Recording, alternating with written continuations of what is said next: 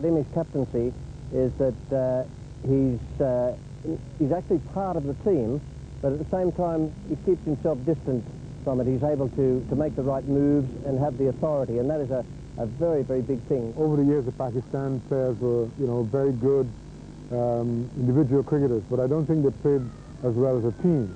They had some magnificent cricketers during my time, but they always seemed to sort of capitulate whenever there was some sort of pressure. But when Imran took over the team, you know, he got them to be, you know, a more professional unit. I think one of the greatest qualities any captain must have is that he must lead by example. I mean, no captain should ever expect a team to do what he cannot do. I mean, I know captains who make speeches. I played in county cricket where a captain stands and gives a speech saying how all the chaps should fight and all this. But it doesn't work. The watershed of my batting career was in 1982 when I became the captain, because I realized in order to tell the other batsmen not to play careless shots, I first had to lead them by example. It is.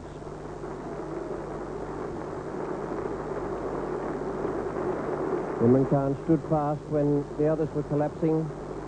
Went through some very frustrating moments, but there's a half century for him. When we went to India in 1987, I think no one expected us to win because India had an outstanding batting lineup, and they had the spinners who had the reputation to bowl well on spinning wickets, and they produced spinning wickets against us. But we had a team which fought all the way. It was a young team, but they really did fight on spinning wickets with their batting lineup, which was much superior to ours. To have won the series, I think, gave me the greatest satisfaction. And really the welcome at Lahore bore testimony to it, that the people here also felt that, you know, we had done a great job.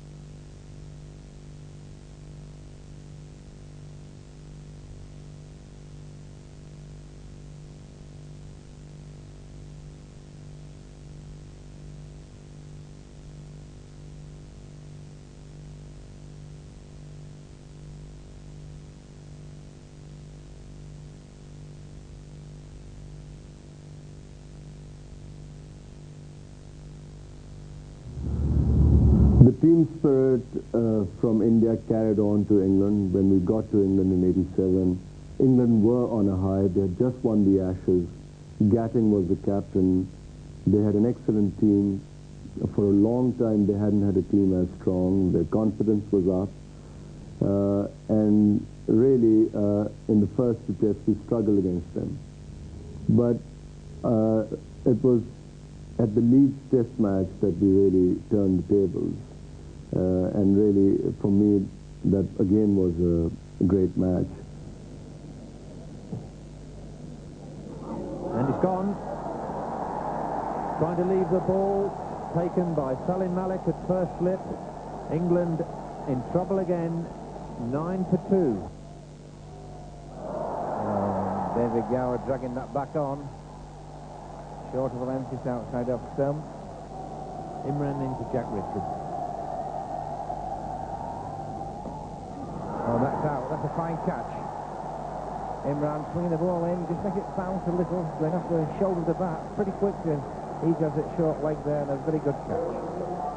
Imran Khan takes his 300th Test wicket. Here's Imran to Dilly. Well, that's it. Imran bowling Graham Dilly with a full length delivery there, and 7 wickets for Imran Khan. And having won that Test match, we hung on, and really we became, by the end of the summer, a much better team than England.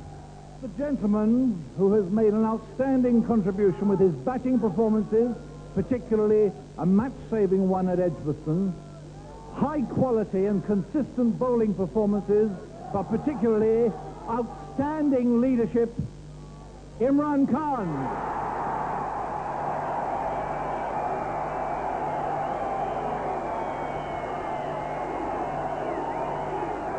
Strangely, when we got to England, I could not understand why the British media treated the Pakistani team the way it did. I mean, personally, they treated me very well. But for some reason, whatever the Pakistan team did was interpreted as cheating, or it was as if we were trying to get some unfair advantage. I mean, in one case, 2 of our players had to go off because they were injured.